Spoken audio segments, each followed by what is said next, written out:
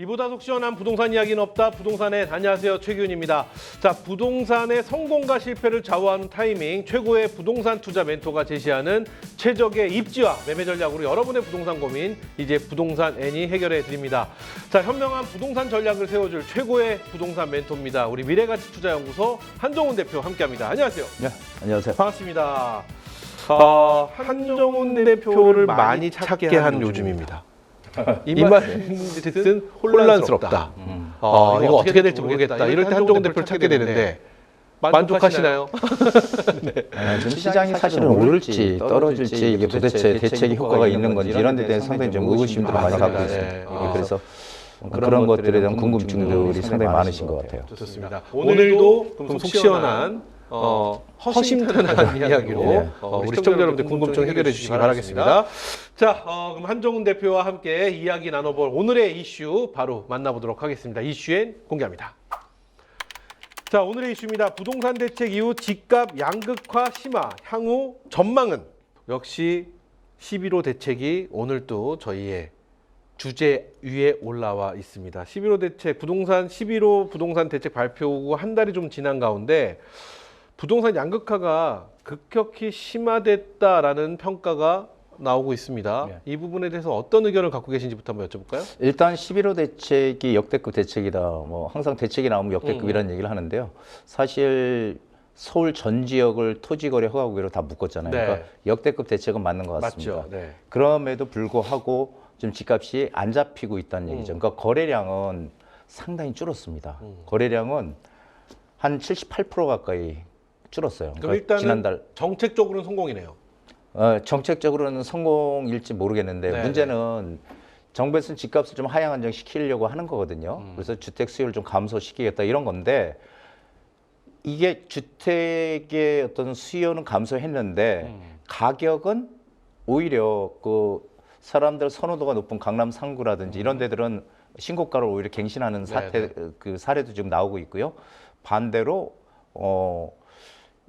거래량은 줄었지만은 매매가는 오히려 신고가를 갱신하고 그리고 집값은 떨어지질 않고 네. 지금 그런 상황으로 지금 가고 있다는 게 상당히 좀 문제인 것 같아요. 그래서 지금 이게 이렇게 되니까 오히려 이 고가주택 지역과 이 서민들이 많은 중저가 지역 어디가 피해를 많이 입냐면 이 중저가 지역들이 오히려 지금 피해를 많이 입고 있다. 왜냐하면은 그 1주택자 같은 경우는 이 전세 대출이 강화됨으로 인해서 전세 대출을 들어가기도 어렵고 그리고 들어간다고 하더라도 전세 금액이 축소가 많이 돼요. 왜냐하면은 이게 전세 대출 강화로 인해서 해당 대출의 연간 이자 상환액이 DSR 40% 한도에 포함이 되기 때문에 상당히 전세 대출 받기가 어려워지는 지금 상황이거든요. 그러다 보니까 오히려 이 서민들이 거주하는 그런 지역들은 사실은 집값이 예전에 비해서 예전에 최고가도 못 오른 그런 지역들도 상당히 많거든요. 근데 이제 그런 데들이 다 같이 묶이다 보니까 오히려 그런 쪽들이 더 피해를 지금 많이 보는 게 아닌가 지금 그런 생각을 하고 있습니다. 그러니까 이게 이제 강남 상구는 뭐 최고가 거래 계속 나오고 있고요. 그리고 비강남권은 뭐 아예 예전에 최고가를 지금 갱신을 못 하고 있는 그런 상황이죠. 그러다 보니까 상당히 시장에서 야 이거 대책을 어떻게 이렇게 내놓냐. 오히려 어떻게 강남과 예를 들면 그 노원구나 도봉구나 강북구 이런 지역을 똑같이 이렇게 취급할 수 있냐 이런 좀 불만의 소리도 좀 나오고 있는 걸로 알고 있습니다. 근데 이게 사실은 지금 말씀 중에도 예전에 최고가 갱신을 못하게 되어 있다. 근데 사실 정부에서 바라는 게 그게 아니었나요? 예전에 올라왔던 최고가 갱신을 못하게 누르는 건데 지금 강남 3구 쪽에서는 최고가를 계속 갱신해 가고 있는, 그럼 그 말인 즉슨 반대로 우리나라에 현금을 갖고 계신 현금 부자가 그렇게 많다라는 얘기로 또 해석이 될 수밖에 없는 거예요. 제가 지난번에 한번 말씀드렸는데 그 10억을 당장 현금 10억을 그냥 바로 쏠 수 있는 바로 현금 10억을 가지고 있는 분들이 50만 명이 넘는다고 해요. 지금 그러니까 현금 부자들이 우리가 생각했던 것보다 상당히 많다는 거죠. 많네요. 야, 그러면 개인적인 생각을 그럼 어떤 정책이다. 현금 부자가 많으면은 이게 뭐 이런 현상은 계속 좀 일어나지 않을까 싶기도 한데. 그래서 양극화가 지금 뭐 이렇게 계속 오히려 대책이 나옴으로 인해서 양극화가 더 심화되는 거 아니냐. 제가 올해 초에도 그런 얘기 계속 드렸었어요. 초양극화. 원년이다. 이런 얘기를 드렸는데 점점 더 심해지는 것 같습니다. 그래요. 좋습니다. 그렇다면 매매 시장뿐 아니라 전세 시장도 불안감이 더 커져가고 있다. 이런 얘기가 또 나오고 있습니다. 이 부분은 어떻게 보고 계실까요? 제가 이제 전세 대란이 네. 지금 전세 수급 지수라는 게 있는데요. 그 전세 수급 지수가 150이 넘어갔거든요. 그게 뭐냐면 100 미치면은 100 아래면은 뭐 99라든지 이렇게 되면은 전세를 구하려고 하는 사람보다 전세 매물이 더 많은 거고요. 네. 100 이상이 되면은 전세를 구하려는 사람 많은데 전세 매물이 없는 건데 150이 넘어갔다는 의미는 지금 전세란이 시작되고 있다는 얘기예요. 그래서 전세란은 이미 시작됐고요. 내년 시장으로 가면은 전세 대란으로까지 갈 지금 가능성이 상당히 높다. 그리고 이 매물이 네. 토지거래 허가구역으로 서울 같은 경우 전역이 다 묶여 있기 때문에 경기도도 12개 지역이 묶여 있지만 묶여 있기 때문에 전세 물량이 지금 없어요. 왜냐하면 실거주 요건을 갖춰야지 토지거래 허가구에서 그 거래를 할 수가 있거든요. 매매를. 근데 들어가 살아야 되잖아요. 그렇기 때문에 전세 물량이 지금 없는 거죠. 매물이 줄어들었다는 거죠. 근데 사실 우리가 보면은 이 전세 대출을 받아서 전세로 들어가는 게 훨씬 유리하잖아요. 그렇죠. 이 월세로 받는 것보다. 물론 이제 대출을 받아서 전세 대출을 받아가지고 이자를 내는 거와 월세를 내는 거에 그 비중 어떤 게 더 큰가? 그걸 봤을 때 월세로 내는 게 더 크다 그러면 전세로 가는 게 맞겠죠. 그렇죠. 근데 월세가 더 높아지면 전세로 가는 게 맞을 거고. 그렇죠. 근데 일단은 돈이 들어가잖아요, 매달. 그러니까 사실 선호하는 거는 전세거든요. 근데 전세가 지금 뭐 계속 전세 물량이 줄면서 전세값이 오르니까 결국은 이게 이제 서민 주거비 부담으로 이어지는 거죠. 그러니까 항상 보면 그런 것 같아요. 제가 이렇게 쭉 봐도 경제 위기가 만약에 생겼다. IMF라든지 외환위기라든지 금융위기라든지 이런 위기가 생겼을 때 가장 타격을 받는 층은 가장 우리 서민층이거든요. 그러니까 뭔가 이 경제가 불안해지고 시장 상황이 안 좋을 때 가장 먼저 타격은 밑에 있는 층부터 받는다는 거죠.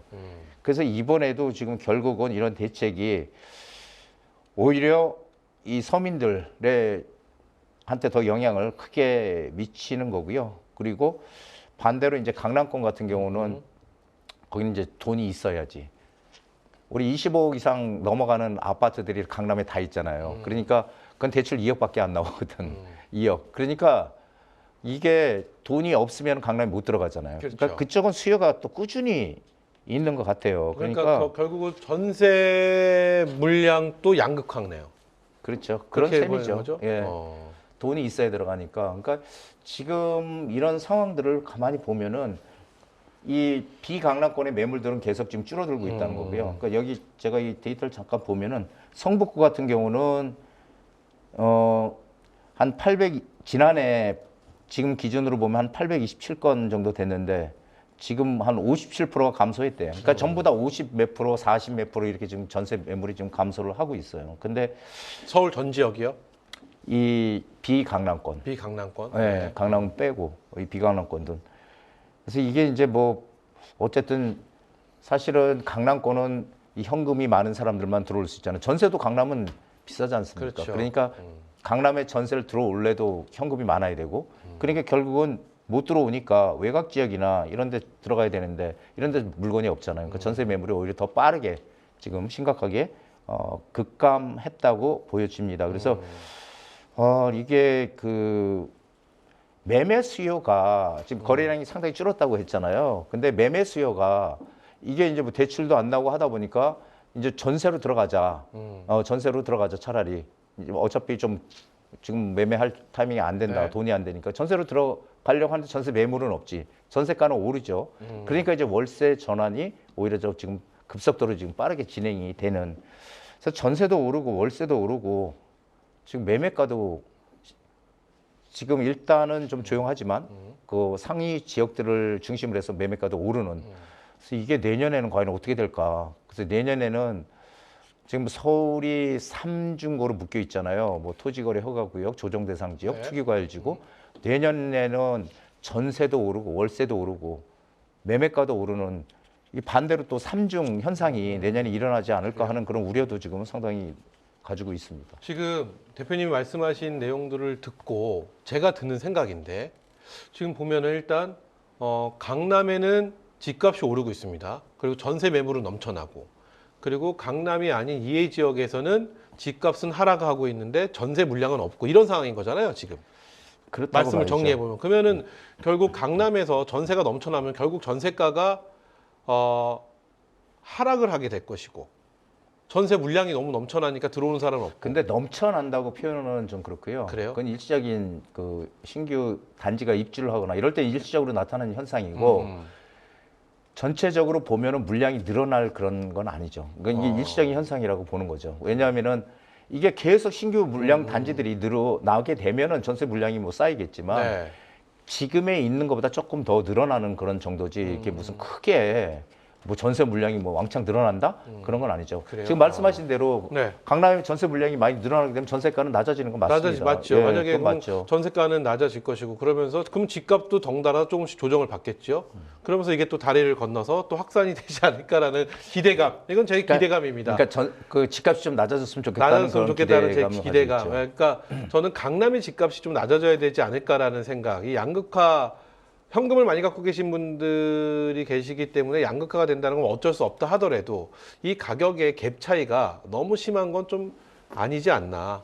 이렇게까지 벌어지는 건 좀 아니지 않나라는 개인적인 생각을 좀 갖고는 있습니다. 근데 이제 그 우리가 쭉 보면은 네. 예전에 강남에 처음에 강남이 이제 신도시죠, 소위 얘기하는 생겼을 때 강남 개발 개발했을 때 말씀하시는 그때 건? 네. 처음에 할 때 사실 집값이 오히려 강북구랑 비교를 했을 때 강북구가 더 단독주택 같은 게 더 비쌌어요. 네. 처음에는. 음. 그게 이제 지금 계속 벌어지기 벌어진 시작하죠. 거죠. 네. 그래가지고 격차가 점점 심해지는데, 근데 그거를 가만히 이렇게 들여다 보면은 네. 어쩔 수 없는 현상 같아요. 이게 왜 그러냐면은 강남에는 모든 게 다 쏠려 있잖아요. 그러니까 일자리라든지, 네. 그다음에 뭐 학군이라든지 교통 이런 것들이 저는 그 학교인 것 같아요. 학군. 학군 중요하죠. 네, 학군 때문에. 왜냐면 또 우리나라는 뭐 교육열이 굉장히 높은 국가로서 그러다 보니까 학군에 대한 중요성, 그것이 좀 강남에 학군이 몰려 있다라는 인식, 그런 것 때문이 좀 가장 좀 크지 않을까?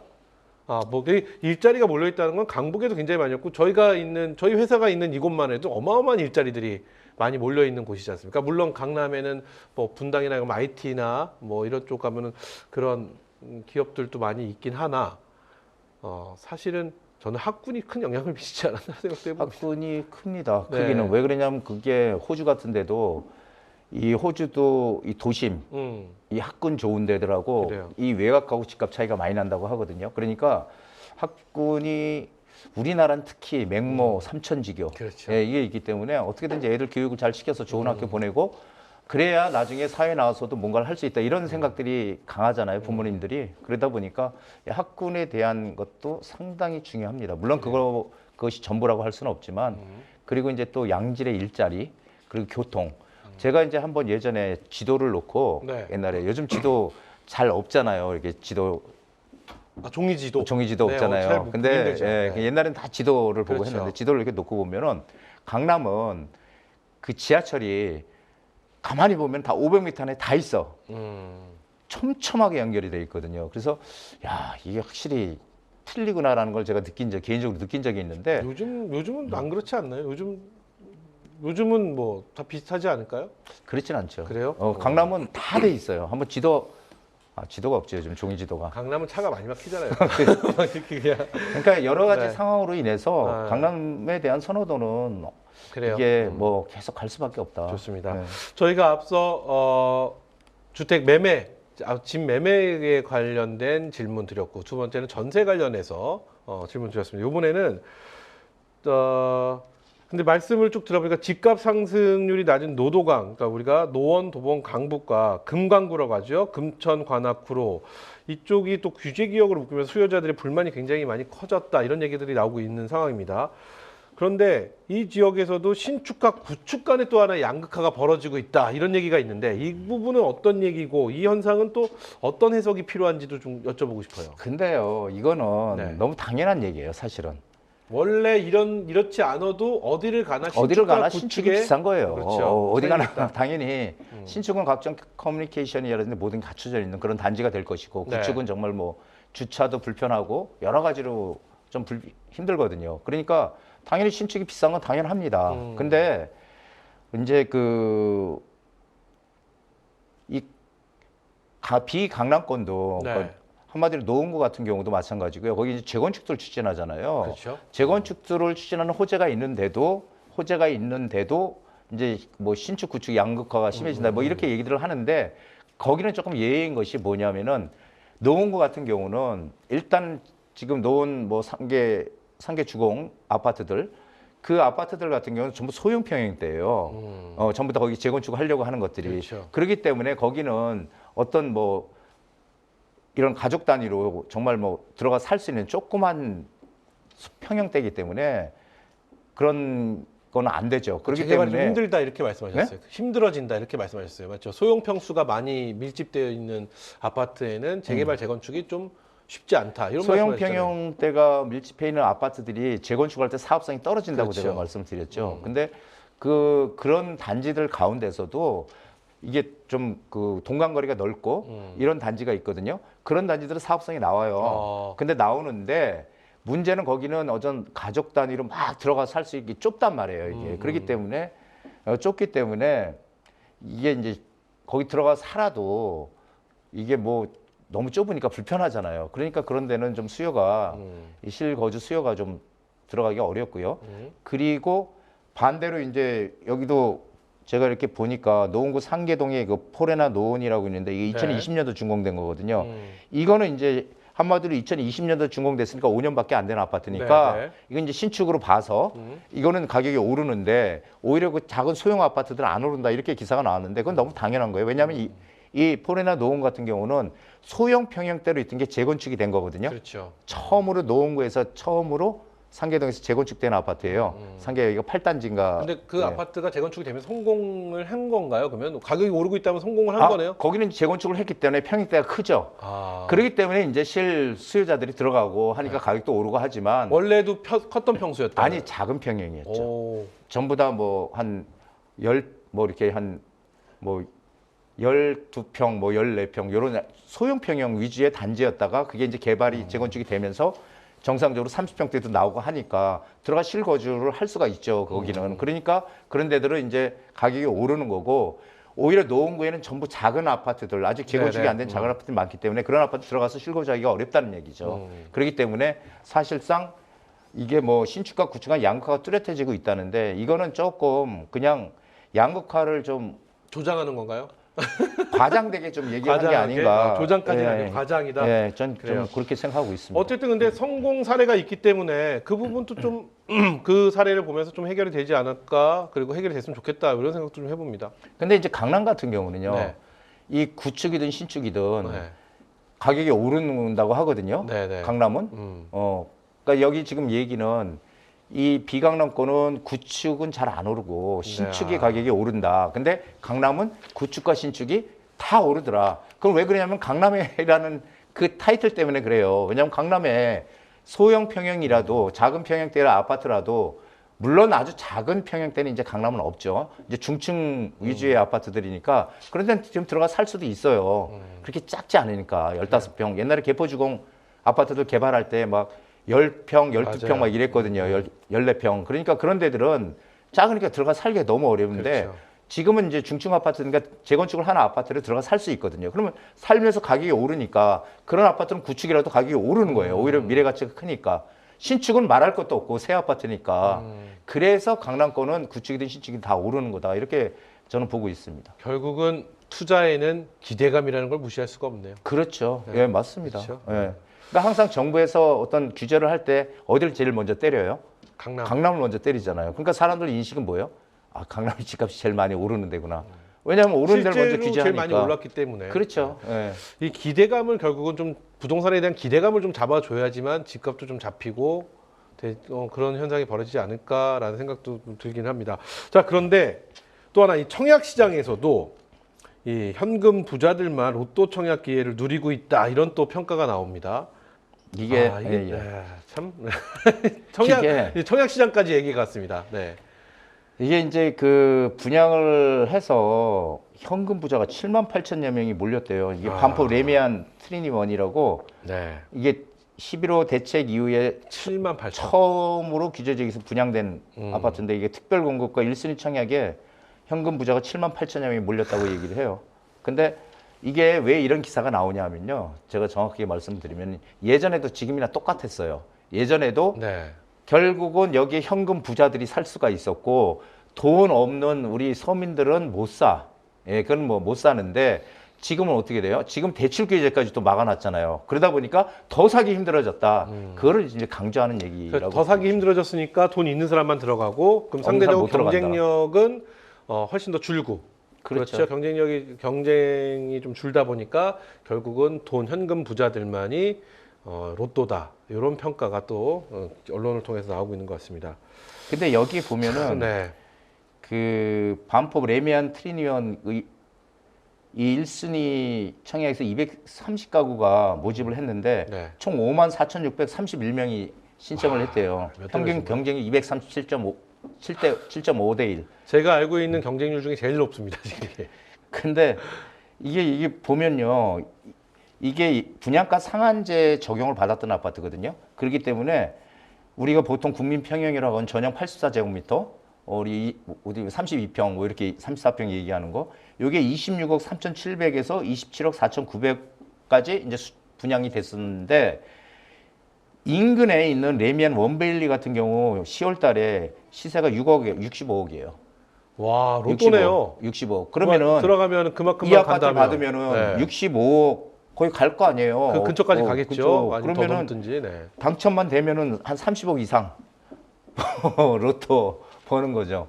그러니까 이게 참 문제인 것 같긴 해요. 제가 봐도 이게 30억, 40억을 한 순간에 그러니까 이게 대표님도 이게 문제라고 말씀을 하시니까 문제죠. 그러니까 이게 정책적으로 어떤 규제를 통해서 좀 잡아야 되는데 규제. 예, 규제 정책 뭐를 통해서 좀 잡아야 되는데 그게 또 쉽지 않은 것도 현실인 거는 맞고 야, 그러니까 이거 이게 어떻게 돈 해야 있는 되나? 사람들이 많다는 얘기죠. 그렇죠. 예, 현금 부자가 많다는 부자들이 얘기죠. 너무 많다는 얘기예요. 그러니까 우리가 생각하기는 다 어디 계시지?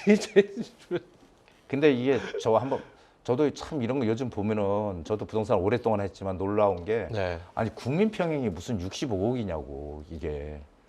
그렇죠. 그럼 국민 평형이라고 하면 안 되죠.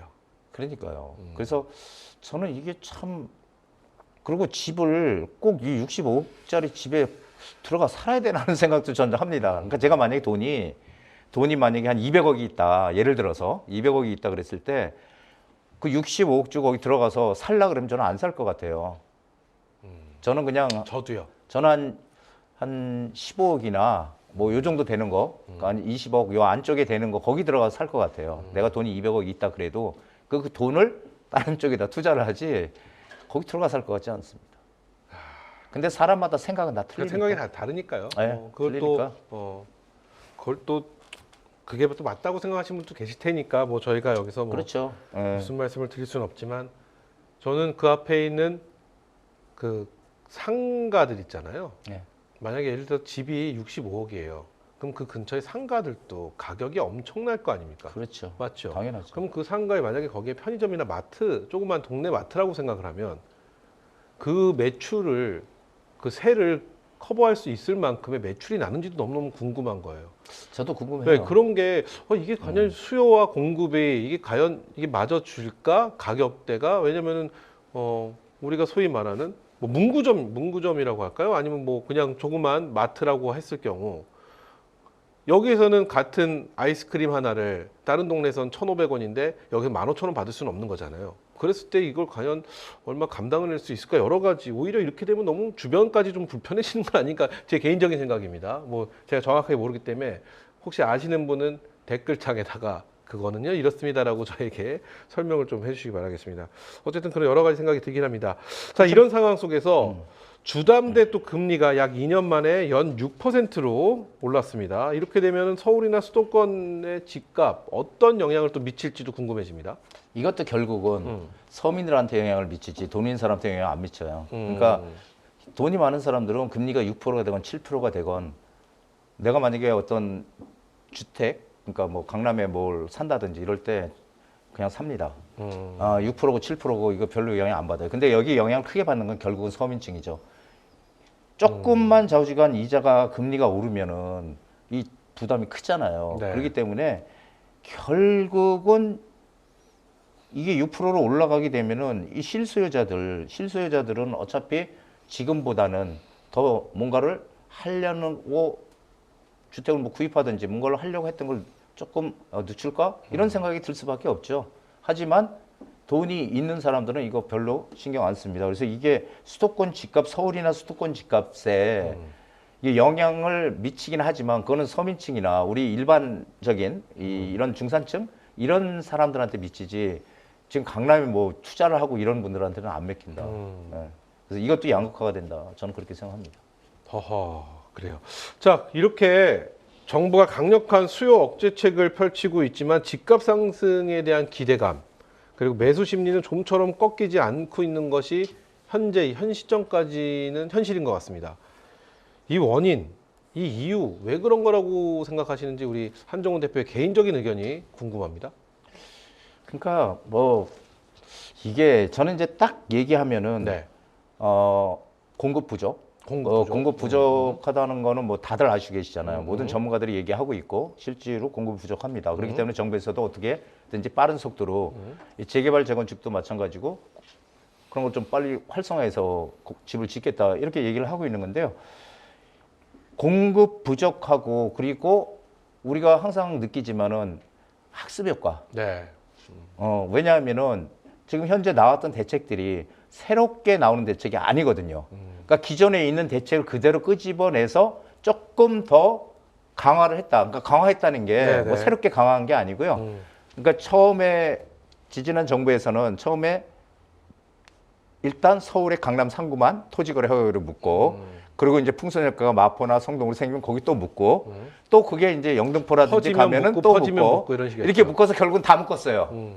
하지만 이번에는 그냥 처음부터 묶었죠. 그게 다른 거예요. 그거만 다르지 결국은 똑같은 지금 정책을 핀다는 거거든요. 그거 다 안다는 얘기예요, 지금. 왜냐하면 요즘은 인터넷이나 이런 데서 찾아보면 다 나오니까. 그러니까 이놈의 학습 효과 때문에 가장 정부에서는 어떻게든지 집값을 좀 안정시키려고 대책을 내놓지만 규제 대책을 내놓지만 이런 것들 때문에 집값이 꺾이지 않는다. 그리고 지금 이제 제가 항상 말씀드렸던 거 두 가지죠. 하나는 공급이 부족하다는 거하고 그리고 금리에 대한 문제.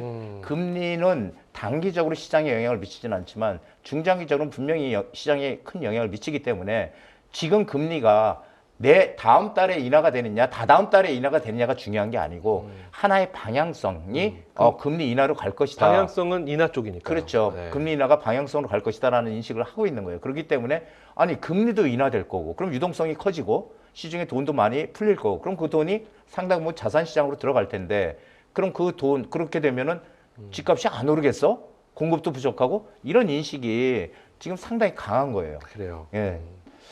그래서 공급이 부족하고 유동성이 큰 것 때문에 사람들이 지금 집값이 떨어진다고 생각을 안 한다는 얘기죠. 좋습니다. 오랜만에 그럼 예측 한번 해볼까요? 저번에 뭐 살짝 언급을 해주셨는데 다음 우리 11호 대책 이후에 이제 다음 대책이든 정책이든 나올 겁니다. 이 부분에서 어떤 정책이나 대책이 나올 거라고 예측을 하시나요?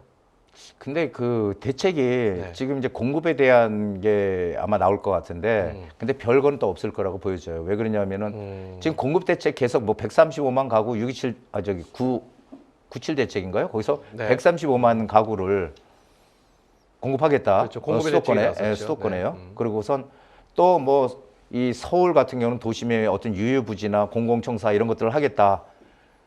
근데 어떻게 더 그 공급 물량을 만들어낼 수 있어요? 땅에서. 지금 서울에 빈 땅이 없는데. 그러니까 결국은 뭐 지난 정부의 어떤 그런 정책 그런 것들을 조금 그대로 약간 바꿔서 가져온다든지 그래서 결국은 뭐 공급을 똑같은 얘기가 반복되지 않을까. 그래서 특별한 건 나오기가 어려울 것 같아요. 공급에 대한 거는. 그리고 이제 뭐 수요 억제책에 대해서는 결국은 내년 시장에는 수요 억제에 대한 그 세금에 관한 얘기들이 나올 것 같은데요.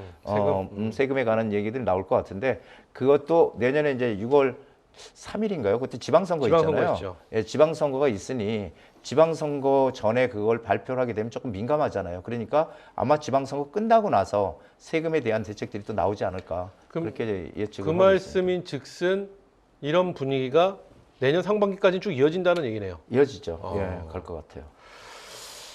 좋습니다. 근데 집값이 오르는 거는 그렇게 너무 급격하게 오르는 건 저도 상당히 바람직하지 않다고 생각하거든요. 제가 생각하는 거는 물가 상승률만큼만 조금씩 물가 상승률 오르는 정도 올라줘야 되니까 그 정도만 좀 올라줬으면 좋겠다. 이게 제 생각뿐이 아니라 네. 이게 역대 정부의 생각이에요, 사실은. 근데 시장은 그렇게 반응을 안 한다는 거죠. 이성적으로 내 반응을 마음 안 하는 같지 거죠. 않다. 이성적으로 네. 반응을 안 하는 거죠. 그래요. 제가 현금 부자였으면 어땠을까라는 생각을 해봤는데 중요한 건 내 마음 같지 않다로 그냥 정리하도록 하겠습니다. 자, 여기까지입니다. 오늘의 이슈 저희가 만나봤는데요. 한 주도 놓칠 수 없는 무료 세미나가 준비되어 있습니다. 한정훈 대표의 무료 세미나 요즘 같은 시장에 정말 필요한 것 같아요. 늘 항상 느끼는 거지만 한정훈 대표가 무료 세미나에서 말씀해 주신 내용들이 거의 다 적중을 한다 이런 이야기들 계속 들리고 있고 요즘 가장 필요한데 요번에 무료 세미나에는 어떤 이야기 해주실지 기대가 큽니다. 예, 이번에는 제가 확실하게 그 11호 대책이 불러온 바로 틈새 시장이 빌라 시장이에요. 네. 이 빌라 전성 시대에 과연 우리는 빌라 전성 시대라는 거는 재개발 시장을 얘기하는 거거든요. 그래서 재개발 시장에 선점할 수 있는 그런 투자 방법, 그런 지역을 공개하는 시간을 준비하려고 해요. 왜냐하면은 지금 많은 분들은 관심은 가지고 있지만 사실 움직이지는 않고 있는 분들이 네네. 많은데 지금 현재 시장이 돌아가는 거를 제가 현장에서 보면은 이 규제에서 빠져 있는 바로 종목이 오피스텔과 빌라 시장이거든요. 근데 오피스텔은 제가 항상 수익형 부동산이라고 말씀드렸는데 그렇죠. 빌라 시장, 재개발 빌라 시장이 지금 뜨겁습니다. 그래가지고 뭐 빌라가 좀 괜찮은 지역이다 하면은 빌라가 순식간에 매물이 사라지는 지금 그런 현상이 계속 가속화되고 있거든요. 그렇기 때문에 그런 지역들을 빠르게 선점을 해야지 된다 지금 시점에. 그래서 거기에 대한 제가 내년 시장 전망은 뭐 당연히 제가 말씀 항상 드리지만은 네네. 거기에 대해서 그럼 어떤 지역에 들어가야 우리가 최대한의 이익을 극대화할 수 있는지 거기에 대해서 확실하게 짚어드리는 시간을 준비하도록 하겠습니다. 그래요. 현금 부자가 아니셔도 되고요. 현금 부자이셔도 됩니다. 지금 오히려 기회가 될 수 있는 한정훈 대표의 무료 세미나 많은 분들이 그래서 또 열광을 해주시는데 요번에 주제도 굉장히 매력적입니다. 자, 무료 세미나 참가하실 분은 서울 전화 02-556-6961에서 3번으로 전화를 주시면은요. 우리 최고의 부동산 전문가 한정훈 대표가 여러분의 투자 상황과 자금 계획에 맞는 최적의 솔루션을 제시해 드리니까요. 여러분들의 많은 참여 부탁드리겠습니다.